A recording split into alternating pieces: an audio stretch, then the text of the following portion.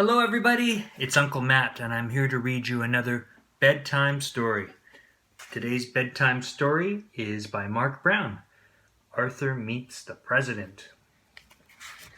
And this book was copyright in 1991.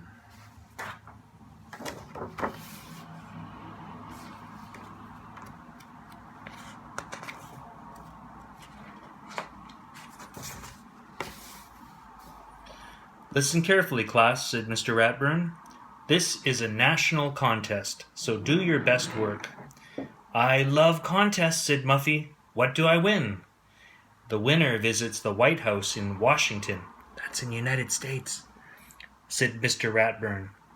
What do we write about? Asked Arthur. The subject is, How can I help make America great? Said Mr. Ratburn.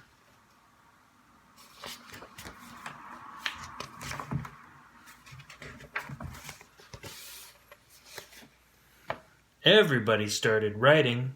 Arthur started thinking. He thought about the time he and D.W. helped old Mrs. Tibble clean her yard. He thought about how much more they could do in the neighborhood if the whole class helped.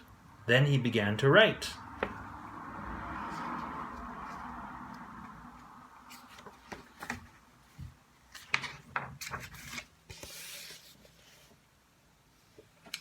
Weeks later, when Mr. Haney, the principal, was opening the mail, his hands began to shake.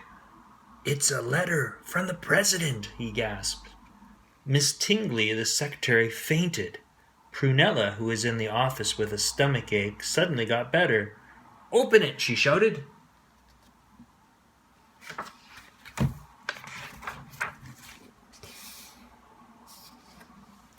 Mr. Haney clicked on the PA system. "Attention, everyone.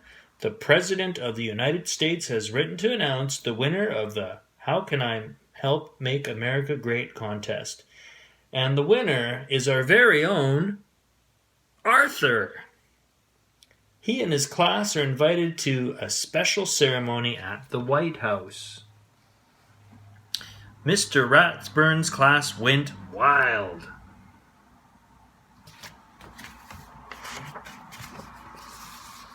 "Congratulations, Arthur," said Mr. Ratburn.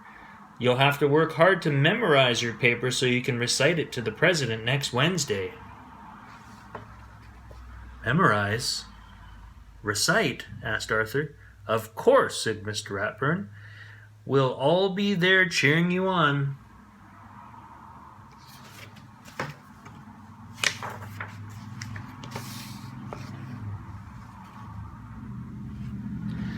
"You're on TV," screamed D.W. when Arthur got home. "Listen.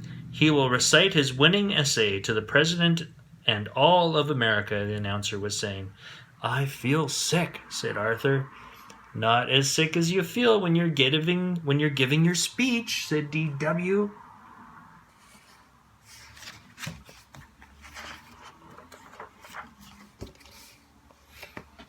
"There's so much to do before we leave," said Mother. "Arthur, you'll need a new suit."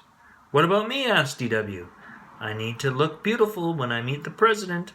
"The President is very busy," explained Father. "He'll only have time to meet Arthur and hear him recite his essay." "If I can remember it," said Arthur. "Of course you can," said Father. "Just relax. Pretend I'm the President and practice right now." The thought of sitting next to the President made Arthur's mind go blank. "Ah, he said. "Uh-oh," said D.W.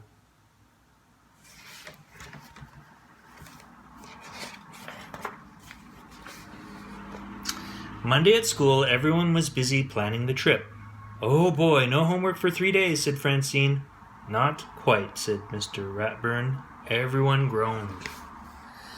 "Each one of you will have to do a report," he explained. "As we tour Washington on Wednesday, you will be our guides, so get to work. I'll see you all at the airport tomorrow morning."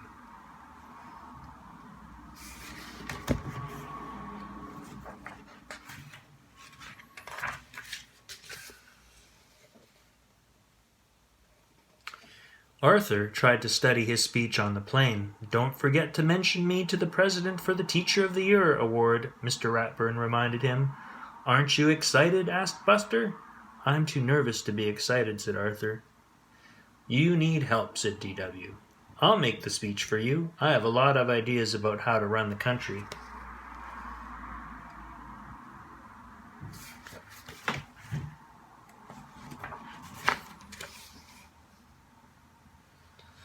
That night at the hotel, Arthur was too worried to sleep. What in the world are you doing? Asked Father. What if I forget my speech and the president laughs at me? Arthur asked. The president would never laugh at you, said Father. Why don't you write your speech on note cards and keep them in your pocket, he suggested, just in case. What a great idea, said Arthur. He felt much better. Now try not to worry and go to sleep, said Mother.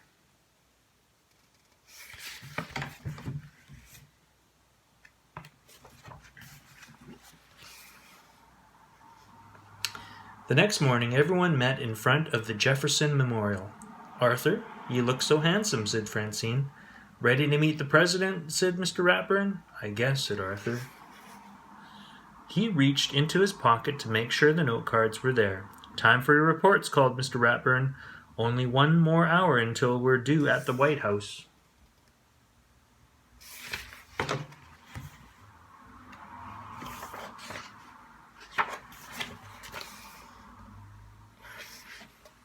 Our first stop is the Washington Monument, the tallest building in Washington, explained Francine. 898 steps to the top. Everyone ready? Are you kidding, said D.W. I'm taking the elevator. This is the Capitol, where Congress makes the nation's laws, said Sue Ellen.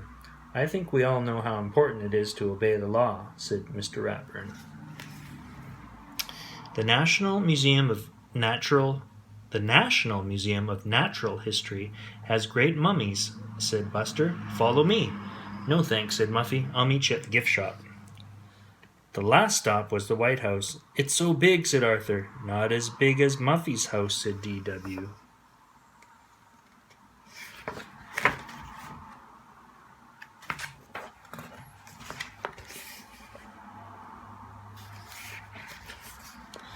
The White House has 132 rooms, said the Brain. Every president except George Washington has lived here. It has a barber shop, clinic, indoor pool, theater, gym, and its own library. And the president's office has fancy gold curtains just like the ones in our living room, said Muffy. Excuse me, said the president's secretary. The president is arriving. Please follow me to the Rose Garden.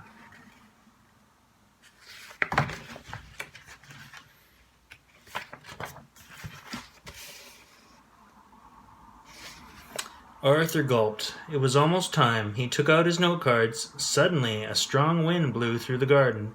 Here comes the president, squealed Muffy. My speech, gasped Arthur.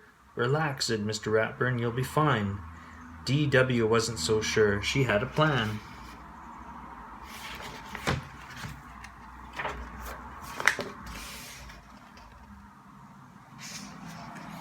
Arthur had never seen so many important-looking people.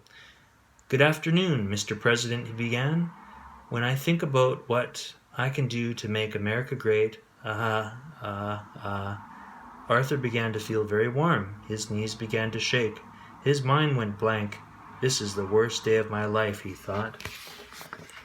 Suddenly, Buster giggled. Soon everyone else joined in.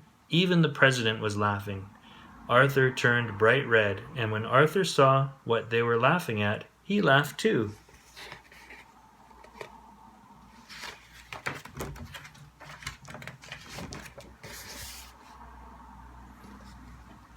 Now, Arthur felt much better. He recited his whole speech without forgetting a single word.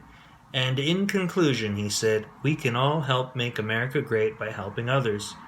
Good, said D.W. Then help me get down.